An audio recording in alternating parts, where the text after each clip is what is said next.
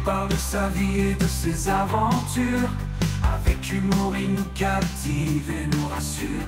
Du gaming au voyage, il nous emmène dans des péripéties qui nous divertissent et nous entraînent. Lui, le petit Belge, a un talent unique. Sur YouTube, il nous fait rire et nous pique. Avec ses vidéos, il nous embarque dans son univers où l'on se marre et l'on s'éclate.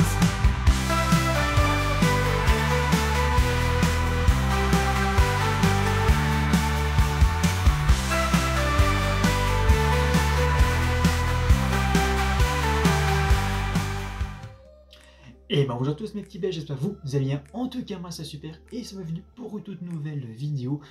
Aujourd'hui nous sommes le 23 février et aujourd'hui c'est la journée mondiale de la BD. Et comme si vous pouvez voir au titre de la vidéo, dans cette vidéo je vais vous parler des bandes dessinées belges. Donc dans cette vidéo je vais vous parler de l'histoire de la bande dessinée belge et je vais aussi vous présenter des auteurs de bande dessinée et aussi des maisons d'édition. Donc sans plus attendre, commençons tout de suite la vidéo, donc c'est parti.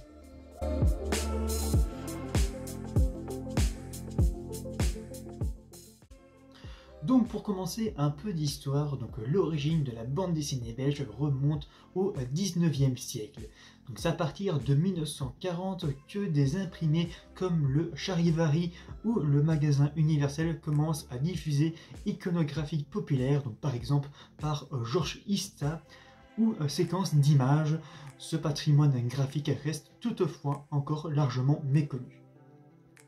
On a ainsi coutume de dire que la bande dessinée belge démarre réellement en 1929 avec Hergé, inventeur de la ligne claire, et les premières aventures de son jeune reporter Tintin.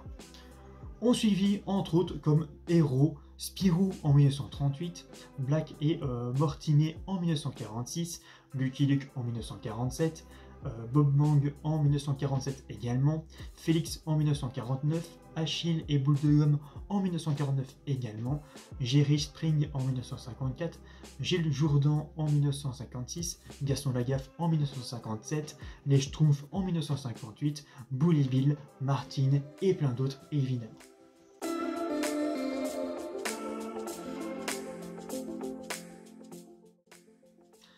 Après la Seconde Guerre mondiale, la bande dessinée belge francophone est marquée par la prédominance des journaux destinés à la jeunesse, comme le journal de Tintin qui est bruxelloise, et le journal de Spirou à Marcinelle qui donne naissance à l'école dite de bande dessinée franco-belge. Cette bande dessinée s'est vue offrir les possibilités du marché français. Elle a été amenée à se franciser, c'est-à-dire non pas à s'exprimer en français, ce qu'elle faisait déjà, mais à renoncer aux référents belges. Les différentes maisons d'édition wallonnes et bruxelloises imposent aux auteurs, dès les années 50, un standard français pour des raisons commerciales. Les uniformes et les panneaux de signalisation adoptent des critères hexagonaux. Des références récurrentes au paysage et à l'imaginaire wallon sont cependant notables chez des auteurs ainsi différents que Comès et Peyo, donc avec le décor de Johan et Pierre-Louis. Il y a aussi les paysages qui apparaissent en quelque sorte par hasard, comme la cathédrale Saint-Aubin de Namur. Les langues parlées chez certaines tribus exotiques de la Natacha de François Walteri, souvent du wallon ou picard. On retrouve aussi le même procédé chez Hergé en patois flamand de Bruxelles, les bateaux touristes le long de la Meuse à Dinan, etc.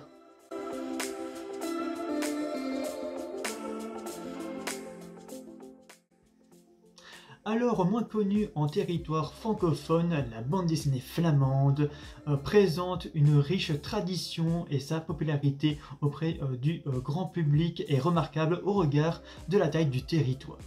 La série Jomek, alors désolé j'ai mal prononcé, de Jeff Nice a vendu 45 millions d'albums en Flandre.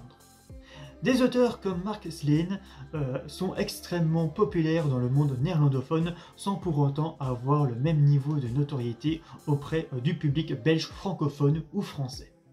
Des ponts existent cependant entre la BD belge francophone et la BD flamande.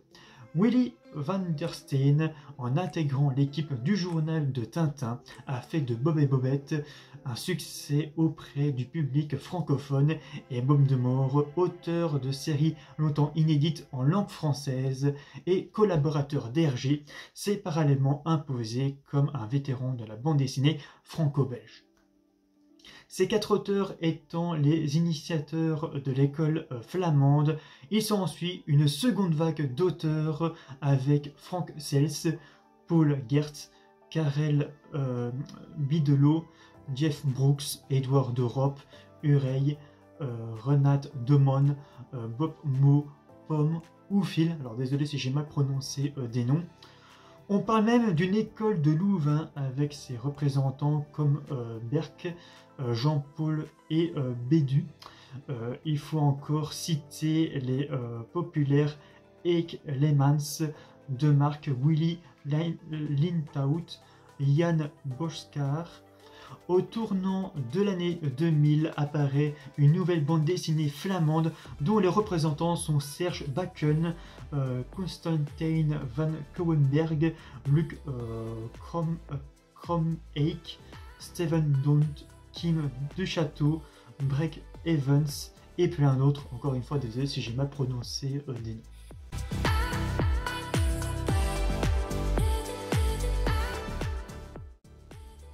À partir de la seconde moitié des années 1940, plusieurs journaux voient le jour.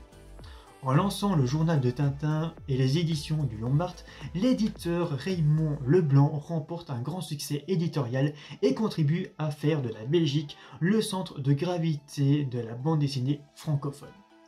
Une autre publication belge, Spirou, lui apporte une concurrence sérieuse. Le terme de bande dessinée franco-belge prend alors tout son sens du fait que l'imbrication des univers professionnels de ces deux pays. À la grande époque, le journal de Tintin, des auteurs comme Jacques Martin ou Tibet viennent travailler en Belgique et sont bien que français associés à la bande dessinée belge. Alors que la bande dessinée belge francophone accède au marché français dans les années 50, les auteurs de bande dessinée francophones renoncent à toute référence belge trop visible pour proposer à leurs lecteurs des histoires plus universelles. Tel n'est pas toujours le cas et certaines productions peuvent donner l'impression d'une véritable annexion au marché éditorial le plus important, alors qu'en 1950, dans Fantasio et son tank, Franquin dessine des policiers portant la bombarde argentée des forces de l'ordre du royaume, celle qui fait place dans par exemple Panade à Champignac, au képi caractéristique à l'uniforme français. Les éditeurs comme le Lombard, Dupuis et Casterman dominent aujourd'hui en grande partie le secteur de la bande dessinée.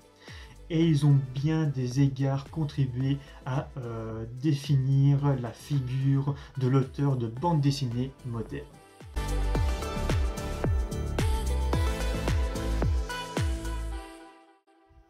Le centre belge de la bande dessinée se trouve dans un bâtiment Art Nouveau qui fut dessiné par Victor Horta.